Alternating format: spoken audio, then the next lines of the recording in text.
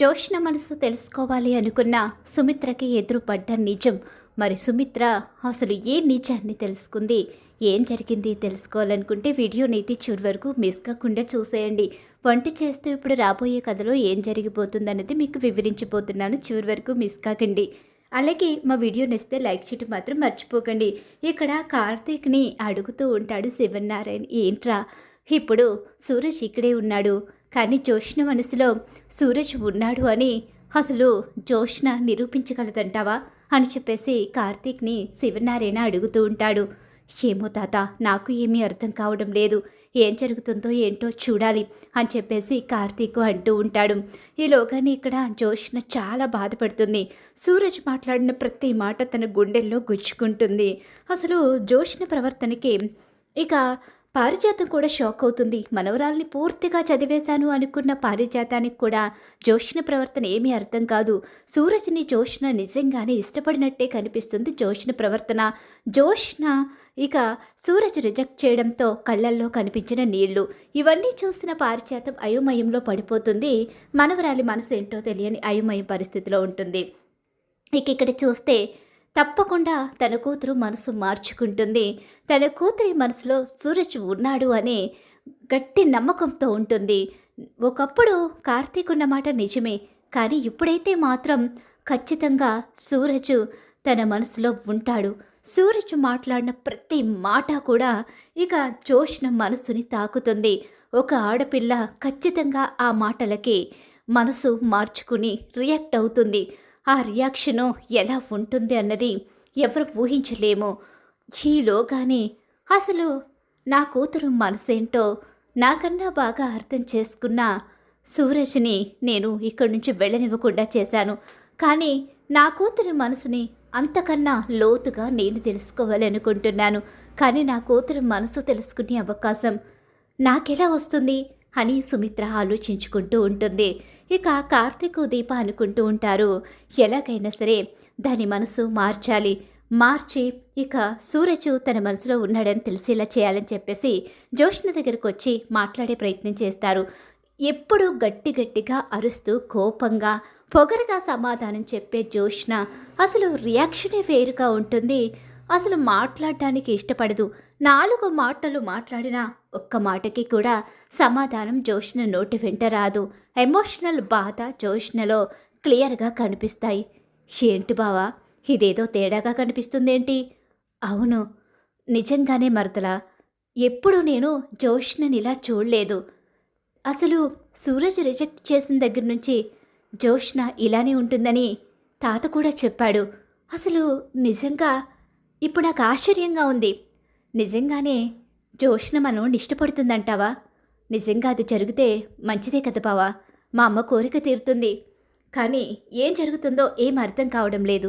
సరే, తనని ఒంటరిగా వదిలేద్దాం. ఆలోచించుకునే సమయం తనకి కూడా ఇవ్వాలి కదా.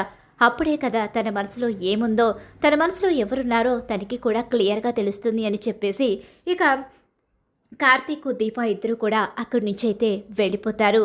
కానీ జోష్న మాట అనుక్షణం సూరజ్ రిజెక్ట్ చేసిన విషయమే తనకి గుర్తుకొస్తూ ఉంటుంది. సూరజ్ ఆఫీస్కి వస్తాడు. తన కళ్ళ ముందే సూరజ్ కనిపిస్తాడు. అయినా సరే సూరజ్ తనని పట్టించుకోకుండా వెళ్ళిపోతూ ఉంటాడు.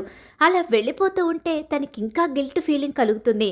సూరజ్ తనతో మాట్లాడకపోవడంతో సూరజ్తో మాట్లాడనే ఇక తన ఆలోచన సూరజ్ చుట్టూ తిరుగుతూ ఉంటుంది. సూరజ్ మాట్లాడలేదు. ఇదే తన మనసంతా ఆరాటపడుతూ ఉంటుంది. దానిని ప్రేమంటారేమో. ఆ విషయం అయితే జోష్నకి అర్థం కాదు. కానీ సూరజ్ చుట్టూ తన మనసు మాత్రం పదే తిరుగుతూ ఉంటుంది. సూరజ్ ఆలోచనలో జోష్న మునిగిపోతుంది. ఇక కూతురి మనసు తెలుసుకోవాలి అనుకున్న సుమిత్ర ఇక్కడ ప్రయత్నాలు మొదలు పెడుతుంది.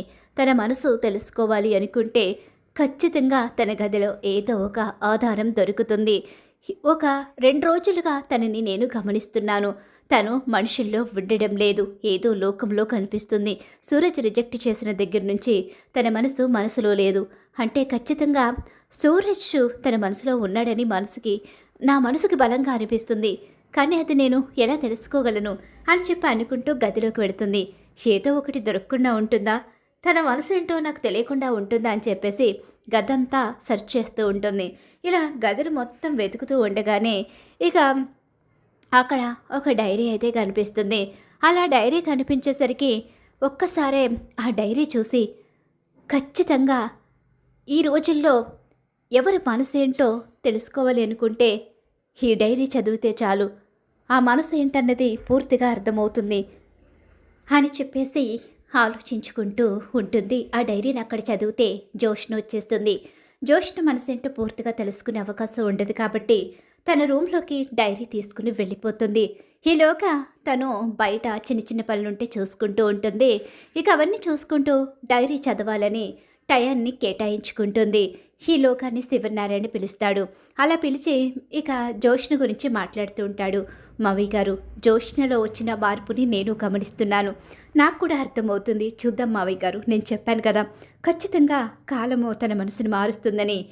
నేను త్వరలోనే మీకు గుడ్ న్యూస్ అయితే చెప్పాలి అనుకుంటున్నాను. ఏంటమ్మా? అదే జోష్న మనసులో సూరజ్ ఉన్నాడన్న విషయాన్ని నేను పూర్తిగా తెలుసుకోవాలనుకుంటున్నాను. అది తెలుసుకున్న తర్వాత అది ఎలా తెలుసుకుంటానన్నది మీకు రేపు ఉదయాన్నే చెప్తానని చెప్పేసి అంటూ ఉంటుంది. ఇక సరే అమ్మా అయితేని అని చెప్పేసి ఇక వాళ్ళు అక్కడి నుంచి వెళ్ళిపోతారు. ఎవరికి వాళ్ళుగా సుమిత్ర లోపలికి వచ్చేస్తుంది. గదిలో ప్రశాంతంగా కూర్చుంటుంది.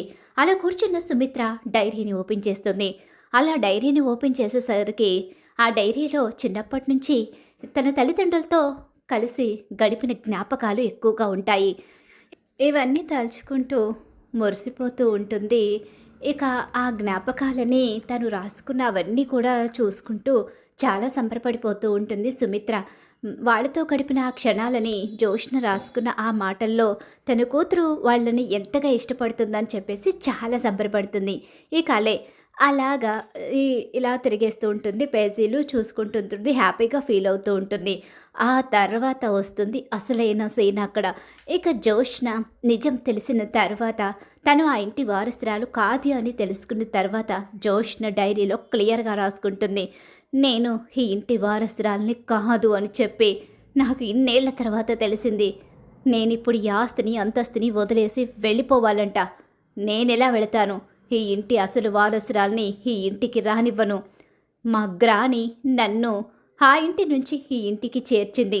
దాసు కూతురుగా కాకుండా సుమిత్ర దశరథుల కూతురుగా బ్రతకాలని మా గ్రాని కలలు కంటూ నన్ను గొప్పదాన్ని చేయడానికి ఆ రోజు బిడ్డల్ని మార్చేసి సుమిత్ర దశరథుల కూతుర్ని దూరం చేసింది. అలాంటప్పుడు మా గ్రాని కలని నేను నెరవేర్చే తీరుతాను.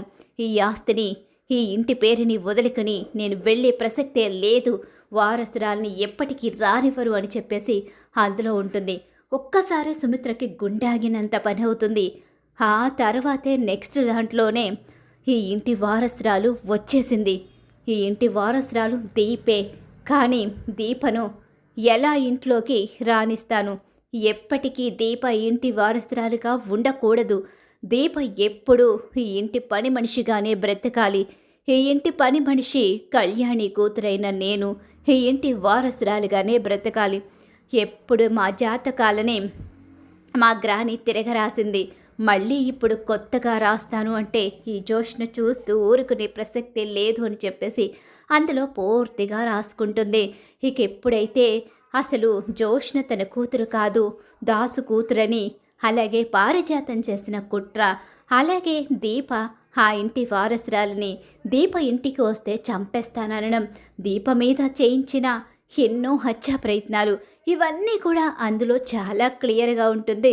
డైరీలో రాసుకోలేదంటూ ఏదీ లేకుండా తన బుద్ధిని, అలాగే తన ఆలోచనని, తన ప్రేమని మొత్తం అన్నీ కూడా అందులో రాసుకుంటుంది. కార్తీక్ని లాగేసుకుందనే కోపం, పైగా తనే ఆ ఇంటి వారసురాలని బాధ, ఎప్పటికైనా ఇంటికి వచ్చే ఛాన్స్ ఉంటుందనే భయం, ఇవన్నీ కూడా అందులో ఉంటాయి. ఇవన్నీ చదివిన సుమిత్ర కూతురి మనసుని తెలుసుకుంటుంది. అలా తెలుసుకుని అసలు తన కూతురే కాదన్న గుండె పగిలే నిజాన్ని తెలుసుకుంటుంది సుమిత్ర. అలా తెలుసుకుని ఒక్కసారే కుప్పకూలిపోతుంది. ఇక పారిజాతం అంటూ గట్టిగా అరిచేసరికి అందరూ షాక్ అయిపోతారు.